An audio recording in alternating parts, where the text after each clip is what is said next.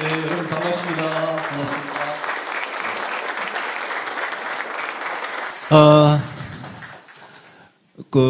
정바씨, 정치를 바꾸는 시간. 정바씨 덕분에 아주 오랜만에 국회에 왔습니다. 국회 안에 이렇게 오랜만에 들어오니까 촌놈이 국회 처음 와보는 것 같이 좀 어리버리하고 약간 어리둥절하고 그랬습니다. 여러분 정말 반갑고요. 저는 오늘 왜 정치를 하는가를 가지고 평소 저희 생각을 좀 말씀을 드리고 여러분들하고 한번 대화를 해볼 생각입니다. 여기 보니까 교육과 훈련 그리고 네트워크를 통해 더 준비된 정치인을 양성한다고 되어 있고요. 소신과 용기와 변화의 정치 이렇게. 근데 여기 이 자리에 계신 여러분들 중에 나는 언젠가 꼭 정치를 할 거야 라고 생각하시는 분들 한번 손 들어 보십시오. 나머지 분들은 정치를 바라보고 참여하고 활발하게 목소리 내는 그런 민주 시민일 거라고 생각을 하겠습니다. 언제 출마하세요? 2040년 생각 중입니다. 2040년. 2040년이면 지금부터 17년 후에 이 뜻을 현실에서 어떻게 이룰 수 있느냐. 저는 그게 굉장히 중요하다고 생각하는데 오늘 그런 이야기를 좀 해보려고 그럽니다. 이게 두 번째인데요. 대한민국을 지키는 가장 높은 힘이라는 거는 우리 공군의 캐치프레이즈입니다. 육해 공군이 각각의 캐치프레이즈가 있어요. 근데 공군은 한때는 우주로 세계로 이러고 해군은 또 바다로 세계로 이러고 육군은 육군대로 그러는데, 이거는 공군의 이야기입니다. 그 밑에는 세상을 바꾸는 가장 강한 힘은, 그거는 저는 정치라고 생각을 합니다.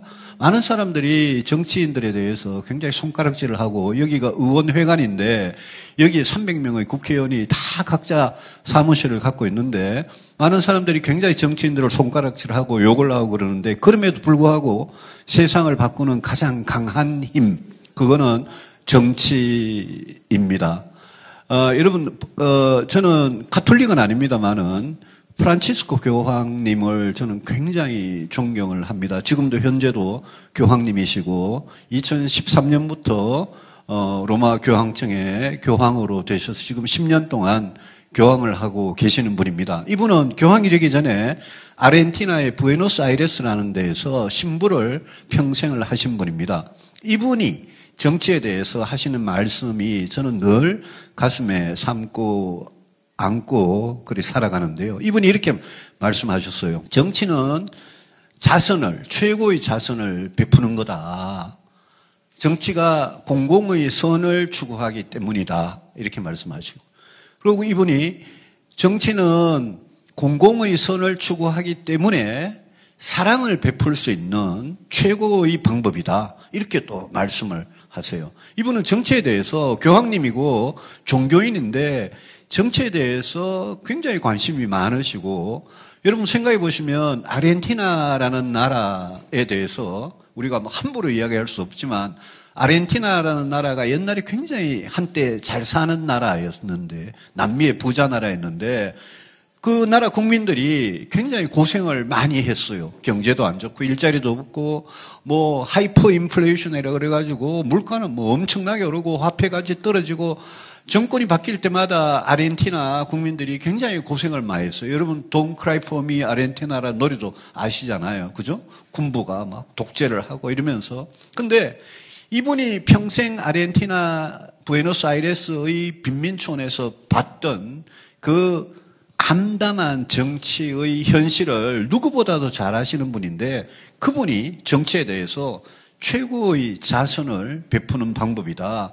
최고의 사랑을 베푸는 최고의 방법이다. 정치가 공공의 선을 추구하는 거다. 이런 말씀을 하세요. 저는 그분이, 우리 교황님이 정치 본질에 대해서 누구보다도 꿰뚫어 보고 계신다라고 생각을 합니다. 여러분, 잘 사는 나라, 못 사는 나라가 어떻게 좌우가 되느냐? 국가는 왜 실패하나라는 책이 있습니다. 아주 두꺼운 책인데요. 에스모 글루 교수하고 제임스 로빈슨 교수라는 사람이 둘이 공저로 쓴 건데, 그 책을 여러분 나중에 기회 되면 한번 보십시오. 그 책 앞에 보면 2012년에 나온 책인데 앞에 보면 이렇게 사진들이 여러 개 있는데 처음에 나오는 사진이 노갈레스라는 도시에 대한 사진인데요. 노갈레스라는 도시는 어디 있냐? 미국 애리조나에 미국과 멕시코의 국경선은 미국이 멕시코의 옛날 영토를 힘으로 빼앗아 가지고 이렇게 수평선으로 이렇게 쫙 되어 있습니다. 거기 수평선으로 되어 있는 게 여러 줄을 지나가는데 그중에 애리조나에 노갈레스라는 도시가 미국에도 있고 똑같은 이름의 노갈레스라는 도시가 바로 밑에 멕시코 소노라라는 주에도 있습니다.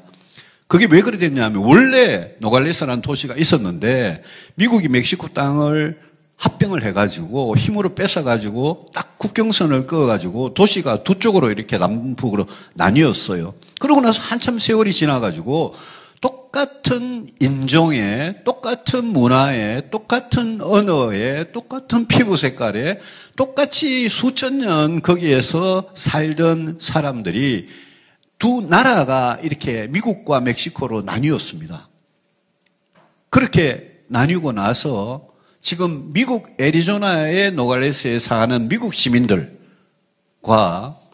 멕시코 소노라 주의 노갈레스에 사는 멕시코 국민들의 지금 생활이, 삶의 조건이, 인간으로서의 삶의 조건이 어떻게 변했냐. 그 사진에 그냥 극명하게 나옵니다.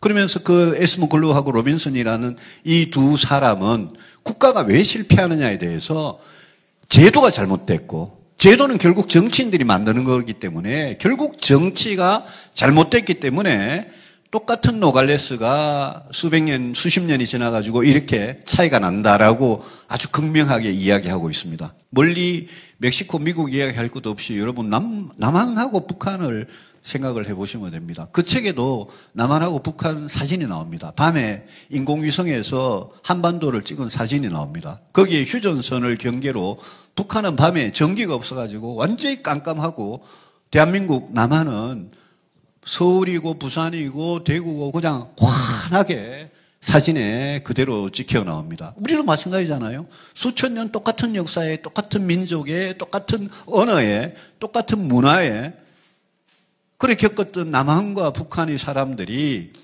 이 정치라는 게 이렇게 바뀌어가지고 오늘날 남한과 북한이 이렇게 갈라져서 운명이 달라진 겁니다. 여러분 살면서 불만이 굉장히 많겠지만 북한에 안 태어난 거는 감사하게 생각하는 사람들이 대부분일 거 아닙니까? 그게 잘 사는 나라 못 사는 나라는 왜 잘 살고 왜 못 사냐? 오늘날 미국이나 캐나다나 호주나 유럽에 있는 많은 나라들이나 이웃 일본이나 그 나라 국민들은 어떻게 잘 살게 되었냐? 또 오늘 아프리카나 중앙아시아나 남미나 오늘날 수많은 못 사는 나라들의 못 사는 고통받는 국민들은 왜 그렇게 되었냐? 이게 다 정치 때문이다라고 그 사람들은 이야기합니다. 왜냐? 여러 가지 제도적인 인프라 같은 걸 전부 다 정치인들이 결국은 만드는 거니까. 그래서 그 나라가 오랫동안 시간이 누적되면서 오랫동안 어떤 정치를 해왔느냐가 그 나라 국민들의 운명을 결정한다. 그래서 아까 제가 세상을 바꾸는 가장 강한 힘이 정치라고 그랬고 프란치스코 교황님이 말씀하시는 그 정치의 본질이 바로 잘 사는 나라 못 사는 나라를 이거를 결정한다는 겁니다. 오늘 또 아까 손 몇 번 드셔가지고 정치하겠다라는 말씀을 하셨는데 저는 제 오래된 친구들을 만나면 꼭 하는 이야기가 있습니다. 친구들하고 밥 먹으면 저한테 엄청 욕을 합니다. 정치하는 사람들 누구 막 실명을 쭉 들어가면서 그 안에 뭐 대통령도 나오고 국회의원도 나오고 장관도 나오고 친구들이 막 욕을 해요. 그래서 제가 정치는 욕먹을 짓을 했으니까 우리 정치인들이 욕을 실컷 듣고 있다가 제가 한마디 꼭 하죠. 그렇게 정치에 불만이 많고 정치인들이 전부 썩어 빠졌다고 생각을 하면 그러면 자네들도 좀 정치를 해봐라 라고 이야기를 합니다. 여러분 생각해 보십시오. 우리 대학생들, 직장인들, 우리나라는 남녀노소를 불문하고 정치에 대해서 손가락질하고 선거 끝나면 누구 찍었다가 1번 아니면 2번 찍었다가 선거 끝나면 손가락 자른다고 난리를 치고 이러고 또 4년 지나고 총선하고 5년 지나고 대통령 선거하고 4년 지나고 지방선거 할 때는 또 가가지고 아무 생각 없이 그냥 푹 찍어놓고는 그렇게 되풀이하지 않습니까? 그런데 그런 정치에 저는 여기 계신 한 분이라도 정치를 하겠다. 무소속 출마도 하셨다 그러고 2040년에 선거에 꼭 나가시겠다 그러고 이러는데 여러분 정치를 하면 아까 왜 정치하는가부터 시작해서 선거와 정치에 대해서 굉장히 좀 현실적인 고민을 하셔야 됩니다. 여러분 정치를 하려면 정치인에 대해서 선출된 정치인에 대해서 일할 기회를 가져야 될 거 아닙니까? 그죠? 저 대통령 선거 나가서 한 번은 본선에서 떨어지고 한 번은 경선에서 떨어졌습니다만은 저같이 이렇게 떨어지면 할 수가 없잖아요. 그죠? 제가 국회의원 4번을 했습니다만은 국회의원이 되면 일을 할 수 있는 거고 국회의원 선거 나갔다가 떨어지면 일을 못 하잖아요. 그러면 선거와 정치, 현실이 정치라는 거는 여러분들이 공직자로서 선출된 공직자로서 국민들을 위해서 일할 기회를 그런 시간을 기회를 갖느냐 못 갖느냐를 좌우합니다. 그래서 일단 선거에서 당선돼 가지고 구의원이 되든 시의원이 되든 뭐 시장 지사가 되든 국회의원이 되든 대통령이 되든 일단 당선돼야 여러분들한테 일할 기회가 주어지는 거잖아요. 그죠? 그거는 뭐 분명한 사실이죠. 근데 중요한 거는 있습니다. 나는 수단과 방법을 가리지 않고 당선만 되면 된다라고 많은 사람들이 생각하고 특히 현실 정치의 한복판에 들어가면 당선밖에 눈에 보이는 게 없어요. 공천 받아야 되고 공천 받아가 그 다음에 본선에 나와가지고 돼야 되고 돼야지 내한테 일할 기회가 생기니까. 근데 정치를 하겠다는 많은 예비 정치인들이 한 가지 잊어버리는 게 있습니다. 다시 첫 번째 질문으로 돌아가서 그래 고생을 하면서 도대체 왜 너는 정치를 하려고 그랬는데에 대해서 이제 현실 정치 한복판에 여러분이 던져지면 그걸 자꾸 잊어버리게 돼요. 그래서 선거 막 한참 하고 있으면 수단과 방법을 가리지 않고 무조건 당선되기 위해서 상대방도 비방하고 뭐 법도 어기면서 이러면서 막 선거를 하는 거예요. 그런데 여러분들 우리나라 역대 대한민국 대통령 또 여러분들이 지금 보는 이 국회의원들, 장관들, 그 다음에 시도지사들 여러분 다 한번 생각해 보십시오. 여러분 동네 시의원, 구의원들 다 한번 생각해 보십시오.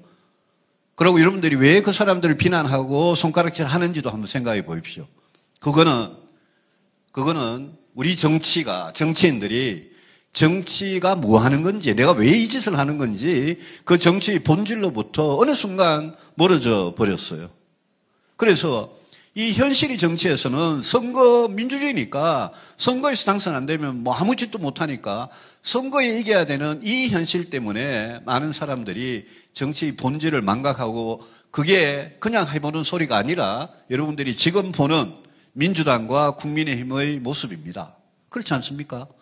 국민의힘 사람들이 왜 지금 전부 다 용산에 대통령 부부한테 잘 보이려고 공천에 목매가지고 전부 다 왜 그럽니까? 민주당도 마찬가지예요. 민주당도 이재명이라는 권력이 있어가지고 이재명 대표한테 찍히면 공천 못 받는다 이렇게 딱 되니까 그리고 왠지 이재명 대표가 내년 총선 때까지 갈 것 같아 이러니까 민주당도 마찬가지입니다. 그러면서 둘이 서로 극한적으로 싸우고 나라를 국민을 위해서는 뭔가 소용 있는 일을 아무것도 못하는 이런 정치를 하게 되는 겁니다. 그래서 여기 여러분들 중에 한 분이라도 정치를 하겠다면 정말 처음에 세운 뜻이 내가 이걸 어떻게 실현을 할 수 있는가라는 현실적인 문제 이거와 잘 한번 생각을 해보시라는 말씀을 꼭 드리고 싶어요. 저는 보수 정치인이고 태생적으로 저는 보수 정치인이라고 생각합니다. 사람들이 저보고 자꾸 민주당에 가라 그러는데 민주당에 갈 생각이 전혀 없는 게 저는 사람의 천성이나 여러 가지가 저는 보수 정치인입니다. 저는 2000년 2월 14일 발렌타인데이 때 당시 한나라당에 제 발로 야당에 입당을 해가지고 지금 23년, 24년째 보수 정당에서 정치를 하고 있는데요. 많은 분들이 그래요. 보수가 뭐냐? 진보는 뭐냐? 라고 이야기를 합니다. 여러분, 보수가 뭐냐, 진보가 뭐냐에 대해서 너무 골치 아프게는 생각하지 마십시오. 왜냐하면 수많은 학자들이 수많이 다양한 정의를 내리고 있기 때문에 저거는 사람의 어떤 성격이나 성향일 수도 있고 철학이나 가치일 수도 있고, 근데 한 가지 분명한 거는 보수는, 저는 제가 생각하는 보수는 지키는 거예요. 뭔가를 지키는 겁니다. 지키는 건데 지키려면 좋은 걸 지켜야 될 거 아니에요. 그죠? 그러니까 우리의 전통, 관습, 오래된 그런 것 중에 좋은 거는 지키고 나쁜 거는 고쳐나가는 게 저는 보수라고 생각을 하고, 그 과정에서 보수의 특징은 굉장히 신중하고 책임감이 있다는 겁니다. 그 보수가 뭘 지키느냐? 가장 중요한 거는 헌법 가치를 지키는 겁니다. 여러분한테 대한민국 헌법을 수십 번을 읽어보라고 저는 꼭 권하고 싶은 게요. 헌법이야 무슨 출판권이 있는 게 아니니까 3,000원짜리 책을 사도 되고 접속해서, 예? 헌법에 접속해서 프린트 해가지고 갖고 다니면서 봐도 되고, 여러분 헌법을 1장부터 끝까지, 1조부터 끝까지 수십 번을 보고 이게 뭐지? 여기 이거 헌법 만든 사람이 왜 이렇게 써놨지? 48년에 만들어가지고 마지막 개정이 1987년이었고 그 이후에는 아직 개정을 못하고 있는 우리나라 헌법인데, 헌법 하나하나를 꼭 좀 보시기를 바랍니다. 헌법이 뭐지? 국민의 권리와 의무가 뭐고, 대한민국은 어떤 나라고, 대통령은 뭐고, 국회는 뭐고, 사법부는 뭐고, 헌법재판소는 뭐고, 축축 규정해 놓은 거를 여러분 한번 꼭 보시기 바랍니다. 제가 정치를 하고 나서 대한민국 헌법을 다시 읽으면서 제가 정치 현실에서 매일매일 부딪히는 문제들, 이슈들에 대해서 저는 헌법에 답을 찾는 그런 버릇을 가지게 됐는데요. 여러분, 헌법에는 여러 가지 가치들이, 헌법 가치라고 하는 것들이 있습니다. 헌법 정신 내지는 헌법 가치라고 하는 게 있습니다. 지금 우리나라 대통령은 헌법 가치 중에 자유라는 거 하나 쏙 뽑아가지고 완전히 거기에 올인하는 분입니다. 거의 자유 수십 번 그냥 무한 반복하시는 분이죠. 자유 굉장히 중요한 헌법의 가치죠. 근데 우리 대한민국 헌법에는 자유를 이야기하는 동시에 평등을 이야기합니다. 그래서 여러분이 보수에 대해서 물을 때, 보수는 그러면 평등함을, 국민들 사이에 평등한 권리를 보수는 추구하면 안 되는 거냐라고 여러분한테 한번 물어보십시오. 헌법 11조에 모든 국민은 법 앞에 평등하다라고 되어 있는데, 그러면 보수는 자유만 외치면 되고 모든 국민은 법 앞에 평등하다라는 그 조항은 보수 정치는 무시해도 되는 거냐? 천만의 말씀입니다. 왜 그걸 무시합니까? 헌법 가치인데. 보수라고 그걸 무시할 권리가 있는 게 아닙니다. 여러분, 헌법에 자유와 평등이 있을 뿐 아니라 공정과 정의가 있고요, 인권과 법치가 있고, 생명과 안전이 있고, 환경이 있고요, 거기에 복지가 있으면 성장도 있고요. 우리 헌법은 아주 소중한 그런 가치들을 다 이야기를 하고 있습니다. 모든 국민이 인간의 존엄과 가치를 지키면서 행복을 추구할 권리를 규정하고, 모든 국민이 인간답게 살 권리를 규정하고, 어제 9,860원으로 오늘 새벽입니까? 최저임금 정해졌는데 헌법에 최저임금 정하라고 되어 있습니다. 국민들의 적정한 삶과 고용의 질을 보장하기 위해서 최저임금을 정하라고 되어 있거든요. 그러면 생각해 보십시오. 대한민국 헌법이 그렇게 훌륭하고 소중한 가치들을, 추구할 만한 가치들을 열거를 하고 있는데, 여러분들이 보수 정치인이라고 해가지고 그중에 자유 하나만 쏙 빼가지고 그것만 추구하고 되고, 나는 평등이고 공정이고 정의고 인권이고 환경이고 나는 관심 없다, 그거는 보수가 아닙니다. 그거는 가짜 보수입니다. 그렇지 않습니까? 여러분, 이렇게 반문해 보십시오. 스스로한테. 보수는 공정하면 안 되나? 보수는 정의로우면 안 되나? 보수는 수해 때문에 난리가 나가지고 국민들의 생명과 안전이, 그걸 국가가 지켜줄 의무가 있는 건데, 그러면 보수는 국민의 생명과 안전, 깨끗한 환경, 이런 데 대해서 보수는 그거를 소중한 가치로 생각하고 지키면 안 되느냐라고 한번 스스로 자문을 해 보십시오. 안 된다고 누가 감히 이야기할 수 있습니까?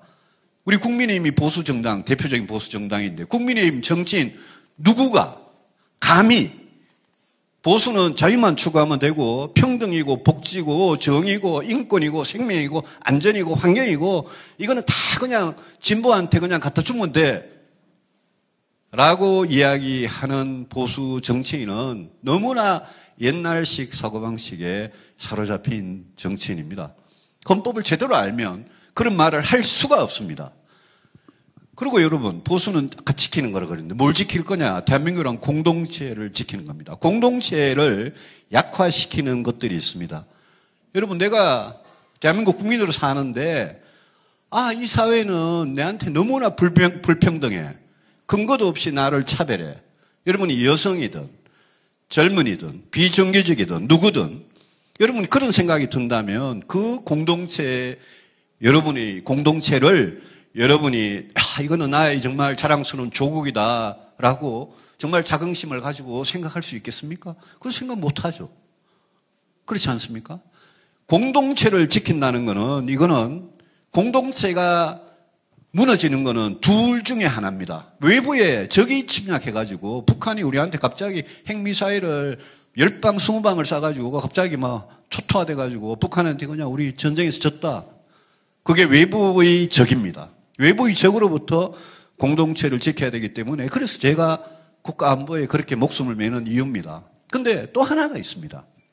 공동체는 내부로부터 무너집니다. 내부가 부패하고 내부가 너무나 불평등하고 경제적 사회적으로 너무나 불평등하고 여러분이 대한민국 국민으로서 도저히 자존감을 가지고 인간의 존엄과 가치를 지키면서 내 도저히 살 수 없는 그런 나라다, 그런 사회다 이러면 공동체가 어떤 도화선이 돼가지고 불을 지피면 그 공동체가 내부로부터 그냥 폭삭 주저앉을 수가 있습니다.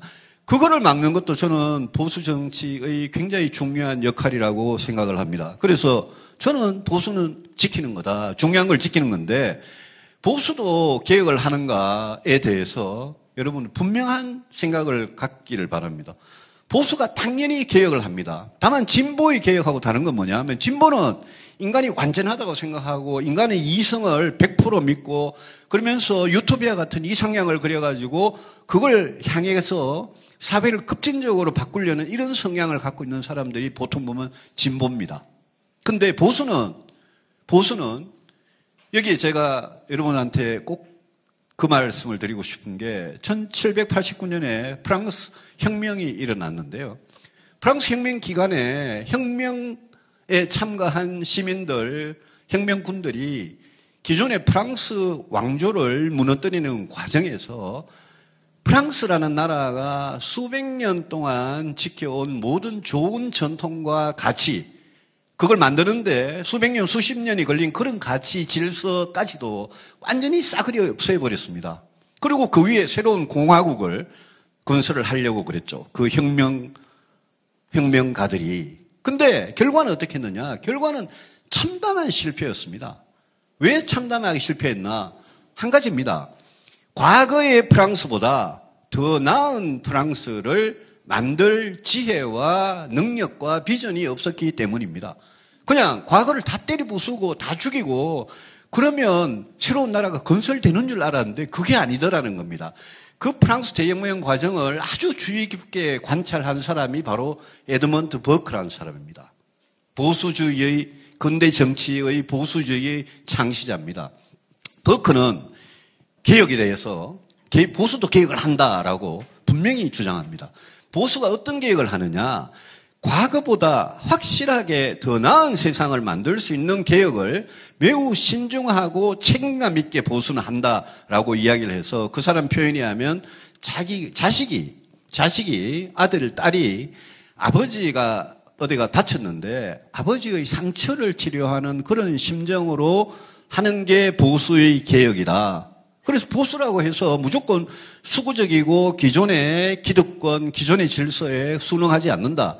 보수도 세상을, 더 나은 세상을 위한 개혁을 하는데 보수의 개혁이라는 것은 굉장히 현실적이고 신중하고 책임감 있게 하는 거고 프랑스 대혁명 같이 모든 걸 파괴하고 모든 과거의 사람들을 다 죽이고 처형하고 처벌하는 그런 개혁이 아니다라고 이야기를 합니다. 그게 이 사람이 쓴 프랑스 대혁명에 관한 고찰이라는 아주 유명한 책에서 한 말입니다. 그러면서 영국이 프랑스 대혁명과 같이 모든 걸 파괴하는 그런 혁명으로 가지 않고 점진적으로 개혁할 수 있도록 길을 튼 그런 사람이 에드먼드 버크입니다. 여러분들 아까 보수가 헌법 가치를 지키는 거, 보수가 공동체를 지키는 거, 보수도 개혁을 하는데 진짜 제대로 하는 개혁을 한다라는 점을 꼭 잊지 마시기 바랍니다. 저런 걸 거부하는 보수는 여러분 가짜 보수라고 생각을 하시면 됩니다.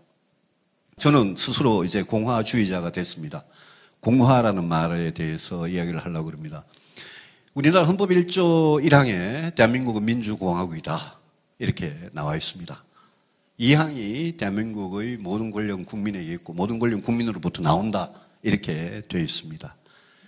공화가 뭐냐? 여러분 민주주의가 뭔지는 알 겁니다. 다 한 표씩 갖고 비밀선거, 보통선거를 다 하면서 직접 선거를 하고 이러면서 상권 분립을 하고 그런 형식과 어떤 권력의 균형과 견제에 관한 그런 제도적 틀을 만들고 국민들한테 권리를 부여하는 이런 게 국민이 주인이니까요. 민주주의인데 여러분 민주주의는 뭐 많이 알죠. 공화주의가 뭐냐?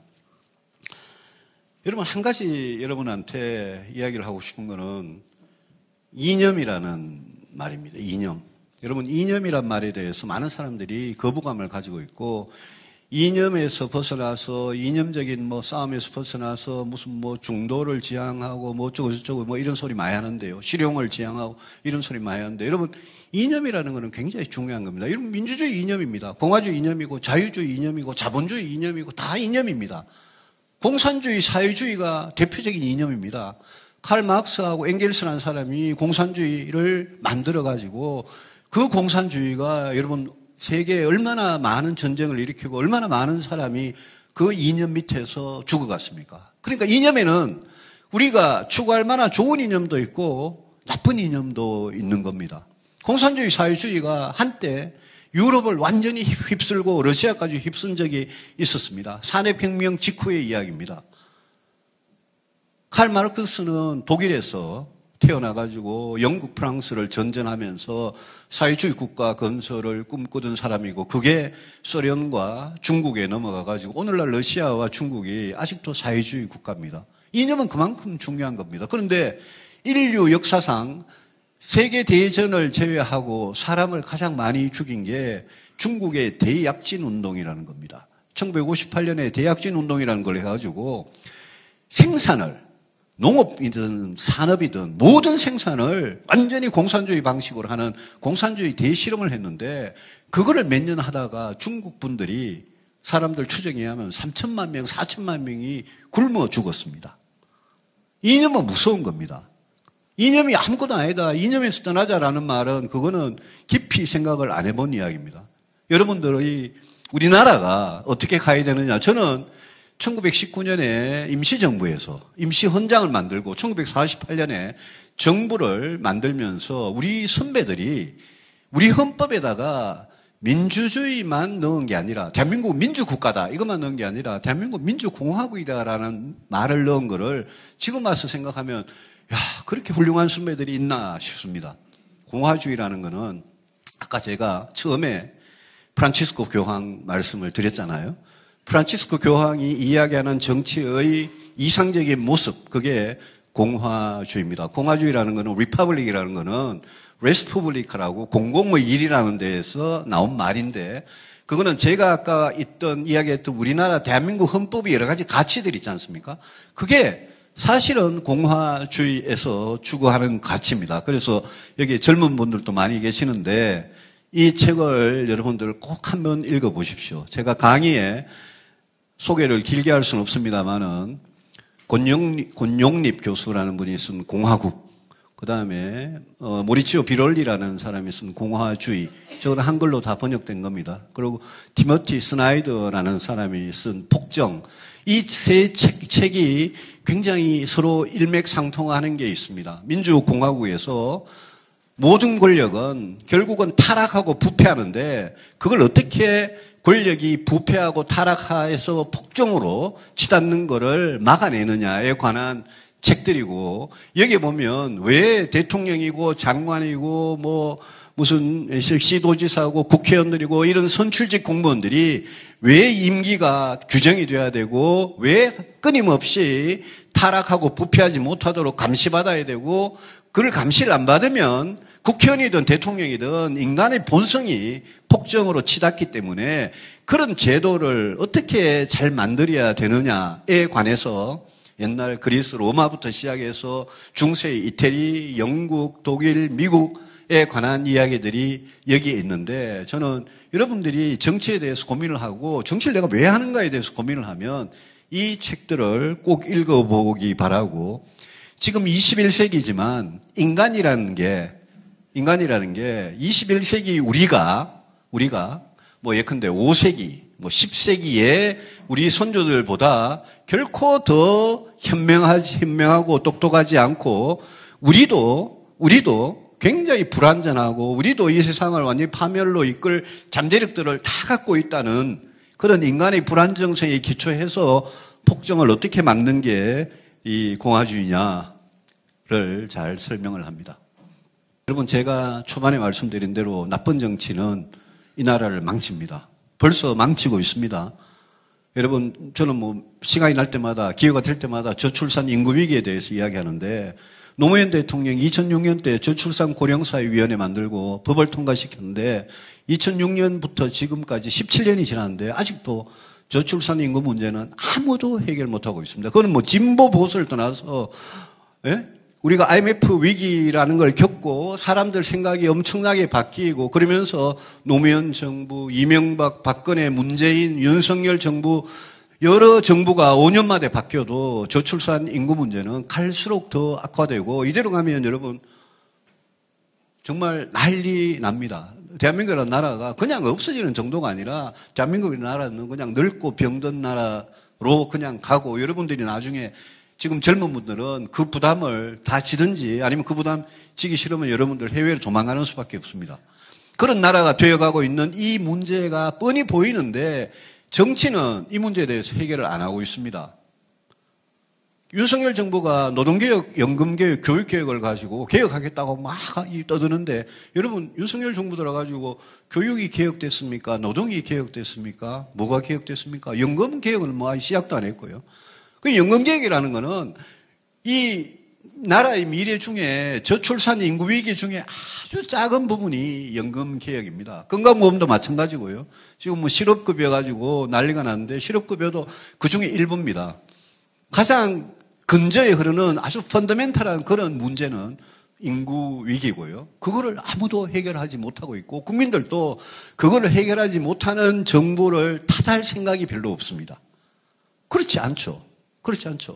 대통령이 되고 국회의원이 됐으면 저런 나라의 미래에 관한 아주 근본적이고 매우 위험한 문제에 대해서는 팔을 걷어붙이고 해결을 해야죠. 지금 여러분 국회 사이트에 들어가 보면 인구 위기를 해결하기 위한 법안들은 너도 나도 내가지고 수도 없이 올라와 있습니다. 그런데 그 법안이 하나도 제대로 통과되지 않고 있습니다. 이거 뭐냐?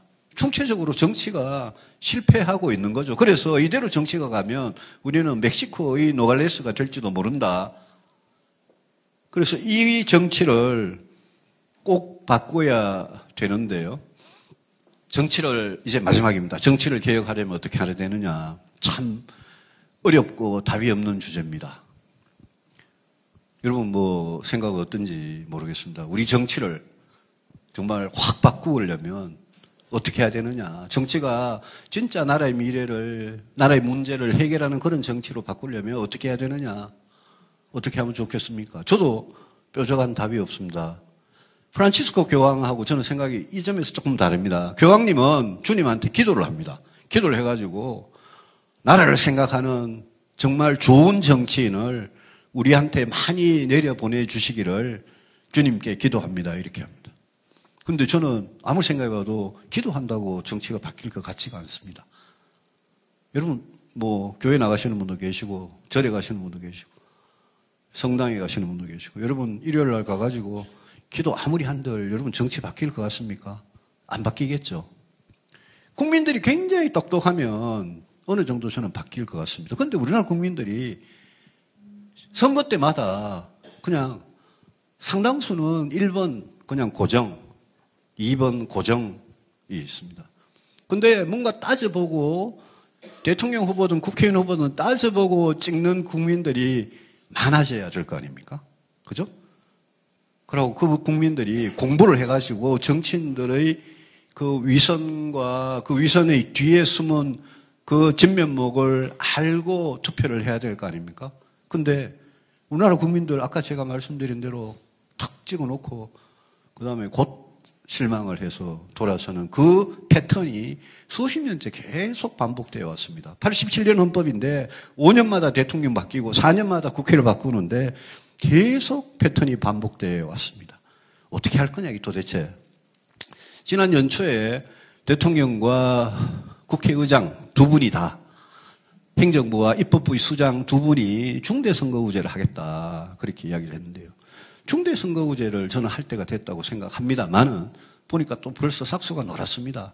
영남 호남 의원들이 뭐 소선거구제 너무 좋아하고 반대해가지고 중대선거구제를 하면 대구에서도 민주당이나 정의당 후보가 사람만 좋고 능력만 있고 깨끗하면 되고요.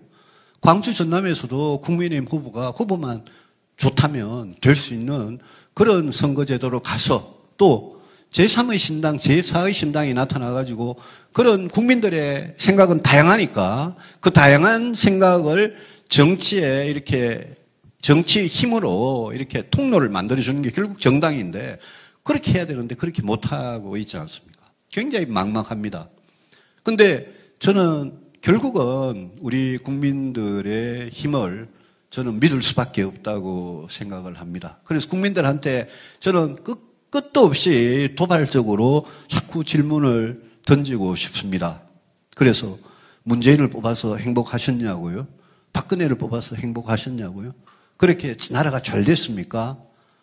여러분들이 선거를 해서 선택을 한 결과입니다. 지금은 윤석열을 뽑아서 나라가 잘 됐는지 여러분들이 다 선택을 한 결과입니다. 그래서 내년에 총선인데 이 중에 누가 총선에 출마하실 분 안 계세요? 왜 아무도 안 계세요? 정치를 바꾸는 시간인데. 여러분, 제가 정치를 왜 하느냐부터 시작해서 이제 여기까지 말씀을 드렸는데 여러분, 제가 정치를 하라고 권하는 게 아니라 정치를 안 하시더라도 여러분 뭐 깨어있는 민주시민이란 말을 뭐 진보 쪽에서도 많이 쓰는 말입니다만은 이 시민의 비르투라는 게 굉장히 비르투라는 게 virtue라는 겁니다. 덕성이라는 겁니다. 공화주의에서 공화주의 저거 주장하는 사람들이 마키아벨리든 아까 모리치오 비렐리든 시큰 이야기 해놓고 마지막에 공화주의에서 민주공화국을 제대로 하려면 가장 중요한 것은 시민의 덕성이다 이렇게 이야기합니다. 시민들의 비르투라는 겁니다. 여러분이 비르투를 가지고 깨어있는 시민으로서 정치를 선거를 통해서 또 선거가 없더라도 평소에 여러분들의 보이스 목소리를 통해서 여러분들의 주장을 통해서 민주시민으로서 적극적인 활동을 통해서 여러분들이 꼭 나라를 바꿔 주셔야 됩니다. 모든 권력은 폭정으로 치닫는다. 저 말을 절대 우습게 생각하지 마십시오. 여러분 국회의원이 되면요. 국회의원이 되면 초선, 재선, 3선, 4선이 되면 목표가 생깁니다. 대통령이 되고 싶다. 국회의장이 되고 싶다. 그 목표라는 것은 그냥 자리에 대한 목표이죠. 그런데 그 많은 목표들이, 그 사람들의 목표들이 과연 저 자리에 가서 내가 자리가 중요한 게 아니라 저 자리라는 직을, 공직을 통해서 내가 진짜 국민들한테 일을 하고 싶다라는 그 초심을 얼마나 끝까지 갖고 있느냐. 그게 중요한 거 아니겠습니까? 안 그러면 나라가 바뀌질 않을 테니까요. 여러분들 정치에 대해서 좋은 이해를, 깊은 이해를 꼭 해주시기 바라고 저는 여러분 한 분 한 분이 변하는 게 굉장히 중요하다고 생각합니다. 여러분 한 분이 바뀌면 주위에 여러분 친구들 10명, 20명이 바뀔 수 있고요. 저는 그런 힘들이 모여가지고 결국 대한민국의 운명을 결정하는 거라고 생각하고 저는 우리 국민들이 지금쯤은 학습이 상당히 돼 있다고 생각을 합니다. 이제는 우리가 바꿔봤잖아요, 많이. 김영삼 정부 때까지는 줄기차게 보수 정권만 집권을 했는데 김대중이라는 분을 겪어봤잖아요. 노무현이라는 분을 겪어보고요. 그 10년이 싫어가지고 이명박 겪어봤고요. 박근혜 겪어봤고요. 그것도 10년, 9년이죠. 그 9년이 싫어가지고 문재인 겪어봤고요. 지금은 또 문재인이 싫어서 지금은 윤석열을 겪고 있지 않습니까? 그래서 저는 이 오랜 시간 동안 우리 대한민국의 현명하신 국민들께서 어느 정도 학습 효과가 이제는 생겨서 그 학습이 우리 국민들 각자 마음속에 상당히 저는 축적이 되어 있을 거라고 생각합니다. 그래서 그 내년 총선에 학습된 국민들, 그 축적된 국민들의 그 미루트가 내년 총선에 한번 폭발을 해가지고 우리 정치가 이곳 여의도 국회의사당도 한번 확 바뀌었으면 좋겠다. 그런 생각을 하면서 우리 정바씨가 꼭 그런 변화, 혁신을 만들어주는데 뭔가 힘이 돼주기를 기대하면서 제 말씀 마치고요. 여러분 혹시라도 하실 말씀이나 질문 있으면 남은 한 10몇 분 동안 해주시기 바랍니다. 고맙습니다. 예, 지금 뭐 질의응답 받겠다고 얘기도 안 했는데 벌써 손을 막 10분씩 들으셔가지고 예, 너무 뜨겁습니다. 일단은요, 예, 제일 먼저 눈에 들어오신 분 저 끝에 계신 지금 간단하게 질문하고 간단하게 답할게요. 예, 짧게 시간이 하면서 다음에 많은 분 저는 뭐 백수라서 시간이 많은데 다음에 강의하실 분이 있어서 네. 미래 세대가 의원님께서 가고자 하셨던 그 길을 간다고 한다면 네. 그리고 꺾이지 않고 끝까지 그 길을 가서 성공을 시키겠다는 의지가 있다면 네. 의원님께서 최선을 다해서 도와주실 용의가 있으신지 그게 궁금합니다. 지금 윤석열 대통령의 지배를 철저한 지배를 받고 있는 국민의힘 공천도 전부 다 아마 대통령 의중에 달렸을 거예요. 이재명 대표라는 사람한테 쩔쩔매고 거기서 헤어나지 못하는 민주당. 그래서 여전히 대선 전과 마찬가지로 지금도 윤석열 대 이재명의 적대적 공생 이렇게 가고 있는 그러니까 뭐 이게 복점이죠. 복점. 예? 듀오폴리죠. 두 정당이 거대 정당이 이렇게 하니까 그러면서 정치가 양극화되고 그 중간에 합리적이고 상식적인 생각을 가진 사람들은 뭐 도저히 설 땅이 없는 그 독화적 구조를 깨려면 국민들이 깨주시든지 아니면 정치인들이 뭔가 자각을 해가지고 아까 제가 이야기한 선거제도라는 게 노무현 대통령도 이야기하셨지만 선거제도라는 게 굉장히 중요한 거거든요. 어떤 지역구에서 35%로 국회의원이 되는 거 하고요. 그러면 나머지 65%가 전부 사표가 되잖아요. 그런 게 계속 반복이 되면 65% 사람들은 선거할 맛이 안 나서 투표장에 안 가요. 근데 중대선거가 제가 안 그렇잖아요. 그래서 그런 점이 있고 마지막에 말씀하신 그런 후배들이 그런 걸 하려면 청년들이 그런 걸 하면 적극 지지를 해주겠느냐. 당연히 지지합니다. 다만 끊임없이 고민하시고 그리고 공부를 하십시오. 공부를. 여러분 정말 공부를 하셔야 됩니다. 공부를 하셔서 정치하려면 정말 공부를 하셔야 됩니다. 공부를 하셔서 사회 국가적인 문제 국민들이 많이 고통을 받고 관심 있는 문제에 대해서 정말 뚜렷한 견해와 체결 방법을 스스로 이렇게 체득해 나가기를 바랍니다. 그런 청년들이라면 저는 제가 어디에서 뭘 하든 꼭 돕겠다는 말씀을 드립니다. 저는 인사드리고 가고 여러분들은 또 다른 기회에 뵙고 또 좋은 대화를 나누도록 하겠습니다. 오늘 경청해 주셔서 고맙습니다. 예, 감사합니다. 예, 우리 1시간 동안 너무나도 좋은 내용을 우리 강연해 주신 유승민 대표님께 다시 한번 뜨거운 박수 보내드리겠습니다. 예, 감사합니다. 예.